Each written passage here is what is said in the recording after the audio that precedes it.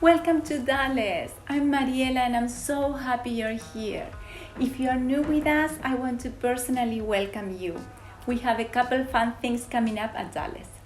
We have loved getting to have church online with all of you during the pandemic. We've been able to connect with many of you who don't even live here in the Dallas area.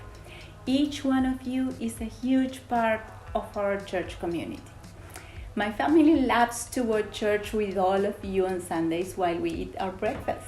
I even shared pictures with Pastor Brad a few months ago. And we love to see you joining us from wherever you are. Share a picture with us of you joining our online gatherings. You can tag us on social media or email us. For the past few months, we have been gathering together in person once a month, even though we got snow out last Sunday. We have loved these in-person gatherings, and I'm excited about our next one on Sunday, March 7th. Don't forget, it's going to be a fun day. We will be starting a new series, taking communion together, and our kids program, Dallas Kids, will be starting back up. I'm looking forward to worshiping with you, very safely, of course. Also, Andrew and our youth team have been working on some fun things for our teens and students. Here is Andrew with a fun announcement. Thank you, Mariella. Let's give Mariella a round of applause for being such a great host. What's up, guys? My name is Andrew. I'm here to tell you that we are having our first student event on February 22nd at 6 p.m. at the Russell's house in the backyard. We're having a bonfire. We're gonna have some of Steve's famous chili. We're gonna have masks on. We're gonna be distant. We're gonna be safe. Everything's gonna be within the CDC guidelines. The details are gonna be online. You can go to dullaschurch.org/youth. Bring a friend. I really hope to see you there. Thanks, Andrew.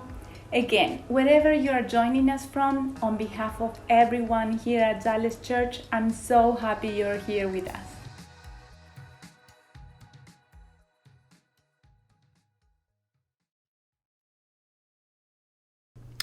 Hi, Dulles family. Okay, before the message today, I want to give you an important update. So our in-person option for church last Sunday was canceled, obviously, for snow. Normal years, I'd be like, hey, we get a snow day on Sunday. But after 11 months of virtual online church, and as an owner of a four-wheel drive Jeep, I was like, come on, man, are you serious? It's kind of ironic that we canceled last week. So I'm happy to say that Joshua Simonette, who was going to drive down last Sunday from Baltimore, will be joining us the first Sunday in March, on March 7th, for our next in-person church gathering. That will be a communion Sunday for us, both in person at Light Ridge and also right here online. Now, on a related note, before the Super Bowl, I was really happy to hear President Biden say that it's time to get our kids back to school. My personal opinion is that schools have been closed way too long. More about that later, maybe. The CDC has been showing that COVID isn't spreading in school buildings where distancing and masks are being taken seriously, and we feel that way about church too. Each time we've met in person as a church, we've done it very safely, and we've received really great feedback about our measures. So after our next in-person Sunday on March 7th, on that day we'll have Dulles Kids, we'll have live worship, Joshua and I will lead in communion. We're going to do something cool each of the following Sundays in March, leading up to Easter Sunday on April 4th. So for those comfortable to join us, we'll have an in-person option on Sunday, March 7th. And then on March 14th, 21st, and 28th, we're going to open up the auditorium at Light Ridge for anyone who wants to come and just watch online with us on the big screen. We're going to be testing out on those Sundays our video projection plan, our audio plan, and we're simply just going to be watching church online together. Whoever would like to join us. We think it'd be a fun way to watch church online with each other. So we'll remind you more about this in the weeks ahead. Stay tuned. Okay, I think a word for today's message is fun, inspiring, and fun. And it's all about understanding why you sometimes communicate well with those around you and why sometimes maybe you suck, or maybe I should say you struggle at communicating well, even with the people closest to you, maybe especially with the people closest to you. This has been a topic so good for Amy and me, and we actually were introduced to this in Atlanta a couple years ago, and we had some aha moments. I want to read to you something Paul says in Ephesians 4:29. Do not let any unwholesome talk come out of your mouths. So I grew up in church believing unwholesome talk here meant no cuss words, no foul language, but that's actually not the real meaning of what Paul is saying here. The essence of what Paul is getting at is that we should avoid any words or language that don't lead to the person that you're speaking to becoming more whole. This relates to wishing or offering someone shalom. Shalom or peace in Scripture means wholeness. Paul says here, don't let any unwholesome talk come out of your mouths. Instead, only what is helpful for building others up according to their needs, that it may benefit those who listen. Wow, Paul is saying that our words should be helpful for building others up, for their needs, their specific needs, and that it may benefit them. Okay, so for some context here, what we're about to watch together, we're partnered with 90 to 100 other churches around the country called the North Point Partnership. North Point is a church in Atlanta where this started. A woman spoke at North Point Church a little bit before COVID started, and it's fascinating what she's created. I want to share part of her talk here today. Her name is Kathleen Edelman. She's an author, a relationship and communication expert, and she's been shaping communication at North Point Church. And I want her to shape a little bit of what we think about communication here with her message today. I thought her talk was so relevant for people who are married, people who are single, for understanding how to communicate better to maybe your in-laws or your children, to your coworkers, so that you and I can improve our communication for the benefit of others, yes, but also for the benefit of our relationships. For a couple of years now, I've been hearing around the country about Kathleen's remarkable model that you're going to see here today. It's being utilized and referenced by leadership teams and work teams around the country, and counselors and coaches are utilizing this model as well. Okay, so this is from a Sunday morning at North Point Church at their main campus in Alpharetta, where Clay Scroggins is campus pastor. Andy Stanley's the lead pastor of the whole church. Clay is the campus pastor at their Alpharetta location. This talk comes in the form of an interview by Clay. And so Clay is interviewing Kathleen Edelman, the author, that you're going to see here in just a moment, who has created an amazing profile about communication that I think you're going to find really helpful, that will impact your relationships. Okay, communication is not just about what is said. Communication is really about two elements. What is said, yes, that's obvious, but communication is also about what is heard. So I'm asking you to do two things here. Watch attentively, listen to Kathleen here, and then secondly, as Kathleen is talking, start to try to figure out which communication type you are. Enjoy this talk by Kathleen from a few months before COVID started, and then I'll lead us in a practical step that, I'm going to use the word fun again, that I think you'll find fun, but more importantly, practical and helpful in your relationships. All right, enjoy.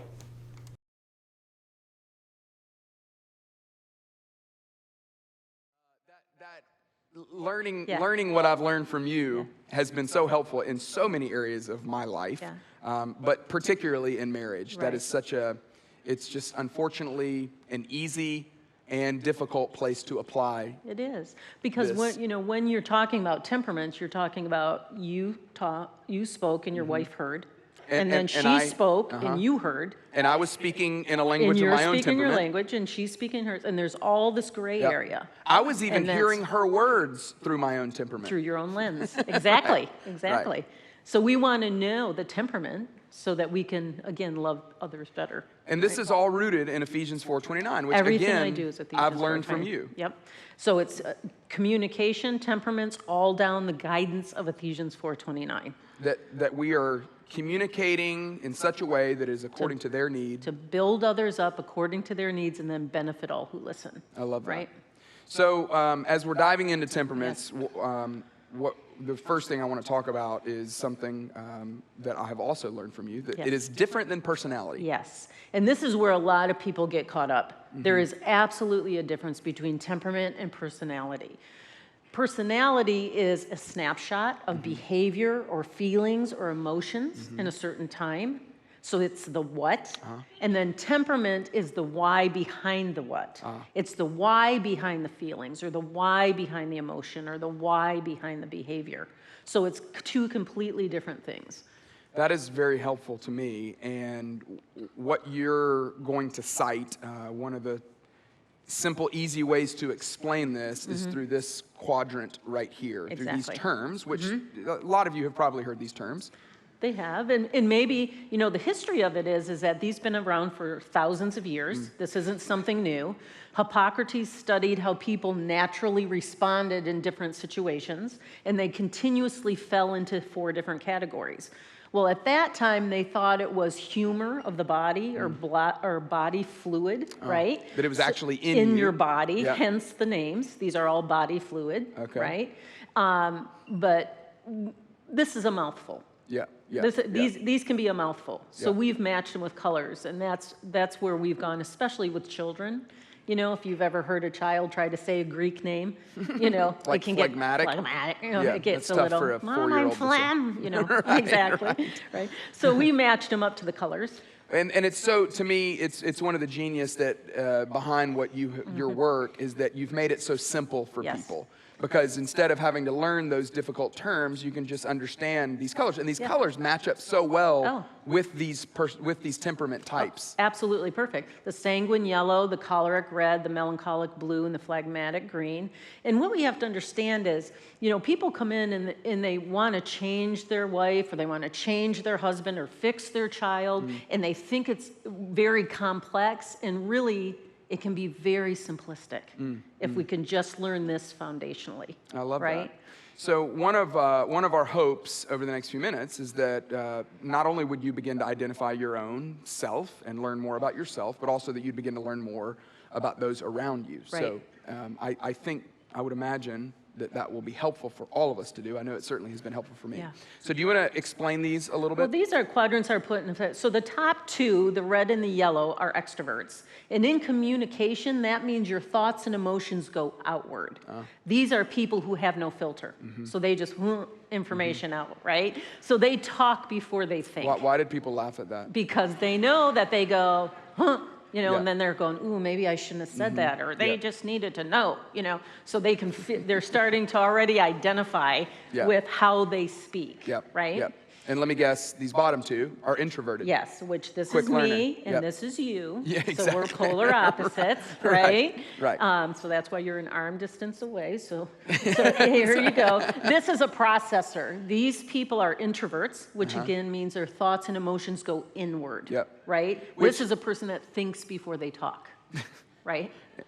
And doesn't like being interrupted. Exactly. One of the thing I love about your definition of extrovert introvert, I think a lot of times we think extroverts, oh, those are people that like to be around other people, and introverts are people that don't, which is not necessarily true. The way you say it, which I think is great, is your ideas are in a way I think about it, that your ideas are formed out here. As an extrovert, I sit in meetings and I'll say loads of stuff that I don't know I even believe, you know, because I'm just forming the ideas. Right. Whereas an introvert, no filter, that's right. The introvert is they're not going to speak until the idea is fully baked. Exactly. And then they'll bring it out for others to see. Meanwhile, I'm just looking at you like, yeah, what an idiot. Taking a note. Taking a note, right? So that leads us to the next part, though. The red and the blue are task-oriented people. These people will prefer a task over people, where the yellow and the green prefer people over tasks. So this is why it's really important that we understand the extrovert, introvert people task, because the phlegmatic is an introvert that likes to be around people. They would prefer to be around people. An introvert that prefers to be around people. That prefers to be around people. Just like the choleric. An extrovert. But is task-driven. The red. They can be around people, but they prefer the task over the people. In fact, sometimes the people become the task. Yeah, and that's what they have to watch out for. Which we have all worked with. We've all worked with people like that, right? Yeah. They can get a lot done, but sometimes you feel like you're a part of the getting it done. Exactly. So that's really important to know. So what we're going to do is Kathleen's going to give what I think are 3 simple keys that can help you and I choose the words that we do decide to use. And I think by, obviously, we can't learn everything about this in the next few minutes, Right. but I think you've made it so simple that we hope can so. get a long way fast in the next few minutes just by understanding these three things. So give us the first one. So the first one is your temperament determines the words that you speak. So in the guidance of Ephesians 4:29, we want to know what our words are. So the yellow speaks the language of. We each have each temperament has their own language. Fun and people. The red is power and control. The blue is perfection and order, and the green is calm and harmony. So these are the languages, the core motivators that are put out through and determine the words that you're going to use. That makes so much sense to me. And we've even, let me give you some examples. So for example, the yellow, they often speak with animated, fun. I don't know why someone people. laughed at that. That was not meant to be funny. They were like, are you dunce? Like that's, but it makes so much sense to me because I am very yellow Yes, and I know. speak. You're And a wiggler. everything Wiggler. is wiggly. awesome. You're wiggly all the time. Yeah, wiggly. very. He's wiggly. Wiggly. The camera guys are like going, where's Kathleen? Where's her part? Daniel's back there. There he is. Thumbs up. Thanks, Daniel. So you speak words Animated, that are fun, animated, fun, people-oriented. people-oriented. I say things like, that sounds awesome. Yeah. Who's going to be there? Yeah. Oh my goodness, I totally forgot. Yeah. Those are things that I say so often. Exactly, Yeah. exactly. It's like a soundtrack to my life. It is. And there you go. And then the reds, they often speak with bold, confident, controlling words. Words So- like, I'll do it, or hurry up. Yep. Yeah, let's go now. Yeah. Kathleen, when I think about the words that the Reds use, do you remember the Saturday Night Live sketch that they used to do about the IT person that would show up at the person's desk when they had a problem, and you remember what they would say? Move. Yeah. Move. Yeah. To the blue person that's going, what did I do wrong? You know? That is very red. That's a very red thing to say. That's exactly right. So, in the blue, they would speak, words that look like detailed, judgmental, or thoughtful words. Okay, this is a deep person. Yep. So they'll sound more like, you want to take a stab at it? No pressure. Is everything going to be safe when you go Good. there? There you go. Are you sure you can trust these people? Am I sure I can trust this guy? Yeah. Yeah. Not sure. Not so sure. Yeah. I have a mom who is very blue, and so that's what she always wanted to know. Is who's going to be there? Tell me more about it. I need more details before I can say yes to that. Yeah. And now you understand. Now I understand. That she wasn't being a hovering mom, or Right. this is how her language actually spoke. Yeah, and right? it's a strength. Yeah. That needs to, the more we can understand it, Exactly. the more we can understand how to leverage it for Exactly. others' benefit. Exactly. And then the greens, they would often speak the language of easygoing, unenthusiastic, or patient words. This Things is like, no big deal. no big deal, Everything's fine. just chilling. Just whatever. Yeah, It's cool. It's okay with me. I think Whatever you want. I think about two people going to dinner and someone says, "Where do you want to eat?" Wherever. Your choice. I'm good with whatever. Yeah. You're good. Well, what are you into? I don't know. I mean, whatever Until you you want. say, well, let's go to Yeah, Outback. let's go to Steak? Outback. Outback? No, I don't want that. We had steak yesterday. Weird, because Didn't when we I just asked do you, that? you said whatever. And so It's the good. red, It's good. the red is probably like, would you make up your mind? Yes. The hair is like, Care about your life. Exactly. Make one decision. Yeah, and the green is like, why are you yelling at me? Yeah, exactly. This is and so the blue's in the frustrating. corner shivering, right? Yeah. I'm going to cook my HelloFresh now. As a blue, you Yeah. love HelloFresh? Oh, of I would course, imagine. Yes, all the ingredients right out there. Yeah. I like it if we could have a bunch of people over. All right, we'll well- stop. But this is why Yeah. it's so important, It because is. the more you can understand yourself, the more you can understand others, Exactly. the better you can apply Ephesians 4:29. And So- love them better. So the first one was, your temperament determines the words you use. Right. Number two, Is your temperament determines the words that you hear. And this is key. And even the words you need to hear? You need to hear them. This is the core motivator of the temperaments. Key. How important is this? This is it. If we never went to another slide, this was it. If you take anything home today, take this home. Because this is what separates temperament from personality, is these core motivating needs that you've been trying to fill since you, consciously or subconsciously, since you've been born. Wow. So every word and behavior is motivated through these core innate needs.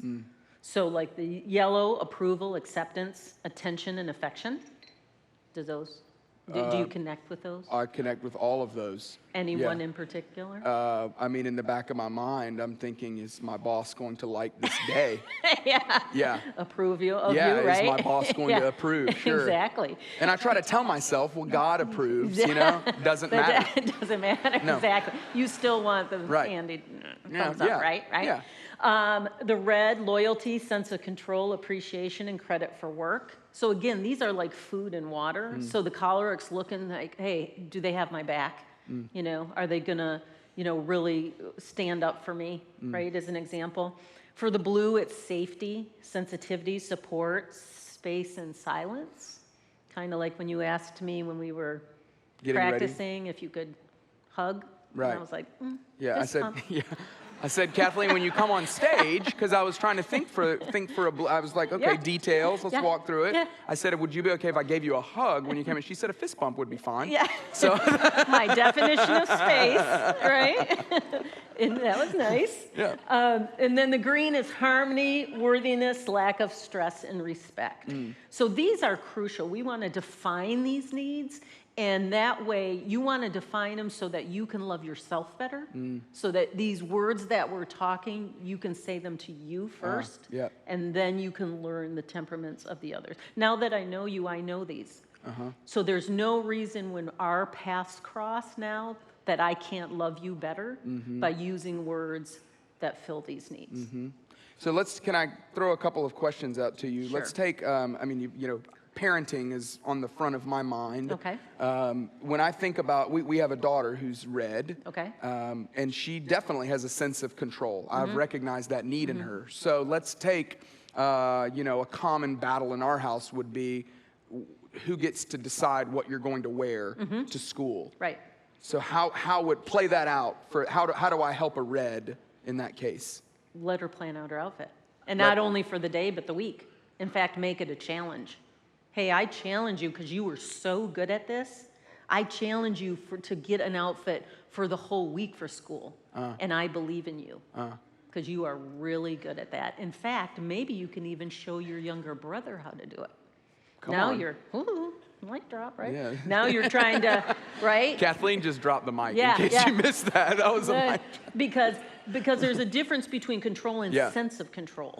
And that's what she wants. She just wants to have a sense of control and then to see that you have her back. I love that. So let's take a green. Let's say, let's take a situation at work. Let's say somebody works with someone who's green. Okay. And the plans change. This is the way we were going to handle it, but now all of a sudden new data has come in and now we've got to change everything. How do you speak to a green about change? First, you want to revisit where they were successful. And you want to say, hey, you were working on this. This was great. We were almost at a finish line. But I know that your skill set we have a little change. I would love to hear your opinion or your idea on how to get us through this change. Okay. Because these people have great ideas and opinions, but they're quiet by nature.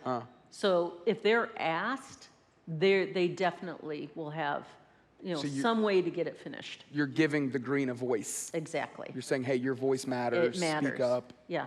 And we really respect that. Yep. And your value on the team. Yep. You want to show them that their value. Like if they weren't there, they would be missed. Wow. So your voice is important. That's tremendous. Yeah. So again, the idea is not just to understand yourself. Right. But to also understand the needs of the people close to you, the people that you work with in your family, so that you can build them up best. That's right. It's just such an outline of the verse, is it not? Yeah, it really is. That's what's amazing really about is. it. So the third big idea is this. understanding the temperaments changes every conversation. And why do you say the temperaments? The temperaments, because again, you have to be so aware and accepting of your temperament and know that when you speak, on your tongue lays the power of life or death. Wow. So your words that you give life to are a choice. Yeah. So you have to understand it changes every single conversation. So I always ask people to initiate a pause. Think and just breathe for a second before you say a word. Then you want to give grace to understand that that person may be different than you, literally wired using words and behavior that are different than you, and then celebrate that, right? Maybe more fidgety. Yeah, way more fidgety. Way more fidgety. Almost like I had to take nauseated. Yeah, way more fidgety, right? Or talkative, or loud, or quiet, or whatever it is. But that is really accepting that person, right? But then it also helps you become the very best version of you. Right? Which is where we want to function from. You just said 3 things. Yes. You said initiate the pause. Initiate the pause. I'm big on the pause. I love that. Yep. Give grace. Give grace. And then celebrate. I love the difference. Yeah. Well. Giving grace means that you're going to allow them to be them. Exactly. But also, it doesn't mean that, and we'll talk about this a little bit later on, but it doesn't mean that just because they are red, that they can control every situation, though, right? Exactly. It's that understanding that your strengths are my weaknesses, and my strengths are your weaknesses. So it really puts us in a place of humility. It puts us in a place of vulnerability and transparency, really, in communication. So we really have to learn to listen, which we don't do well in communication. Listen to understand instead of listening to respond. And then choosing those words that can celebrate not only you and your strengths, but the other person and theirs. You brought a case study for us. I did. I love this. This is one of my favorite things I've seen you share. It's about your kids. It is. So hope this is not a surprise. Surprise! Bryce is like, Avery's like, that's me. Okay, so this is Avery. She's my yellow. Bryce is also melancholy blue. And Bryce was studying abroad in Ireland at the University of Limerick. And he sent us a text. And the text said, "Tour was awesome. Also talked to somebody from the UK. The whole time it was really interesting. Just got on the bus back to Limerick safe and sound." Now this must have been quite a tour, because for a melancholy to put that in all caps, that had to be a great tour. But he's back to Limerick safe and sound. This is Avery's response to that text. Yay! Yay! Can I stop? Yeah. She has already added more exclamation points than in the first line than he added the whole text. Right. And then listen, I'm so thrilled to hear, because this is what she heard, and that's so cool that you got to talk to somebody from the UK. It doesn't say anything about the awesome tour. It talks about the person from the UK. And then it says, "I'm glad you're back, safe, and had fun." I don't see that word up here. Do you? Emoji, right? This is the temperaments, though. 1 minute later, we get this from Bryce. "Oh no, somebody sat next to me on the bus. The whole trip is ruined."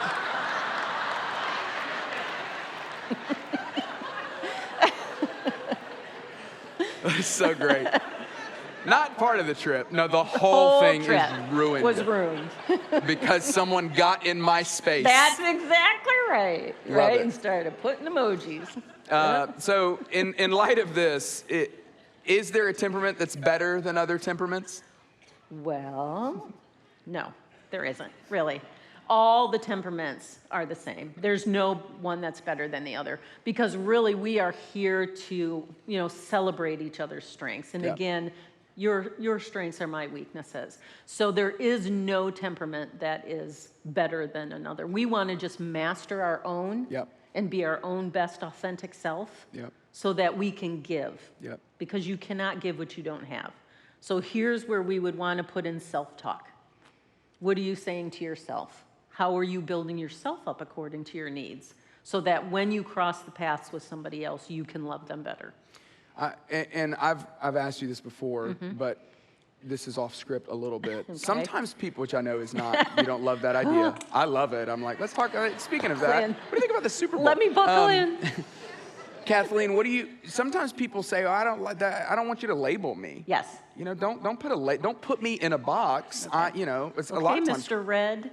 Right. That's who it would probably come from, is So the pushback from What the do we label. say? What do you say This about is that? a guide. I mean, this is really a guide in communication. There's no way that we can step back and look at our children or our friends or the people at work and say that you do not see the different temperaments. Sure. In fact, even you sitting here today, at some point of this, I'm sure you've connected at some point with one of the colors. So it's not necessarily putting somebody in a label. It's a descriptive word like, oh, you're funny, so you're yellow, or you're a good leader, so you're red. All the temperaments can be funny. All the temperaments can be a good leader. You know, we just all want to function in our strengths because that's where your calling and purpose sits. That's fantastic. Yeah. I want to revisit a couple things from this verse. So if we could put this verse back up again. There's a couple things that you pointed out that I thought would be a great landing place for us. Okay. So this is my verse. If you happen to talk to my kids after, they grew up with this verse. This is our family verse. But the one word that I really is this word let. Okay, that tells us that our words are a choice. Just like we said earlier, on your tongue lays the power of life or death. So every word that comes out of your mouth You is a let it choice. out. You let it out or you keep it. You let it out or you keep it. So right there, we know all our communication is a series of choices. Wow. Right? To put that in a simple way, every word that you use is a word that you choose. That's right. If you used the word, you chose the word, which I love. What I loved about that was that a lot of times we say, oh, well, that's just me, and sorry, you got to deal with it. But I had to get that off my chest.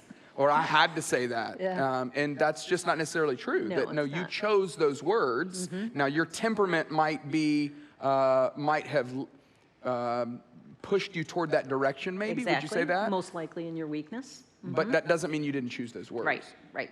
Exactly. Which leads to the next. To the next one, which is unwholesome. You know, any, too. It doesn't just say some. God said any unwholesome talk, which again, unwholesome means detrimental physically, mentally, or to the moral well-being of somebody. Wow. I mean, if we just stop for a minute and think what he's asking us, I don't think anybody would want to do that to another person, let alone themselves, right? It raises the stakes. It raises the stakes. Are you speaking wholesome words to yourself and then to others? Wow. Right? Just stop right there for a minute. And again, initiate that pause, right? So one of the things I've heard you say is this, that we're never to use your temperament as an excuse or as a weapon. That's exactly right. What do you mean by those two? Exactly what you just said earlier. We never use our temperament as an excuse. Hey, that's just how I am. Just get used to it. I'm not a quick mover. Do it yourself. Right. We just don't do that. In any relationship, it's just not a helpful place to be, right? I love that because, again, it goes back to the verse. It is our words are meant to be for the good of the other person. That's right. I mean, this is the heartbeat of what Jesus taught us, that we are to love our neighbor as ourself. That if I'm going to love my neighbor best, I've got to use the words, I've got to understand my neighbor. Yes. And I've got to use the words that my neighbor needs. Yes. And he says that because he says, love your God with all your heart, mind, and soul, and love your neighbor as yourself. He's saying, see you how I see you. I see you as a beautifully yellow, wiggly person. Once you accept that and love that, then love your neighbor. I love that. Well, Kathleen, thank you so much. Thanks for what you do. I really do hope that you will grab a copy of this. I think it just released a couple of days ago. 2 days ago. You can buy it anywhere where books are sold. That's right. We've got copies available today. I really can't emphasize this enough, but if you are in a group, this is a great thing for your small group to go through. But this is a great thing for you to do with your family. The assessment is a part of the workbook as well, which I think is fantastic. So we're going to end with this video. It's great. You want to set up the video? I would love to. If any of this has spoken to you, if you've connected with any of the colors, or you think you're just like maybe not sure, this will definitely land it for you. I love it. Yeah. Check this out. All right.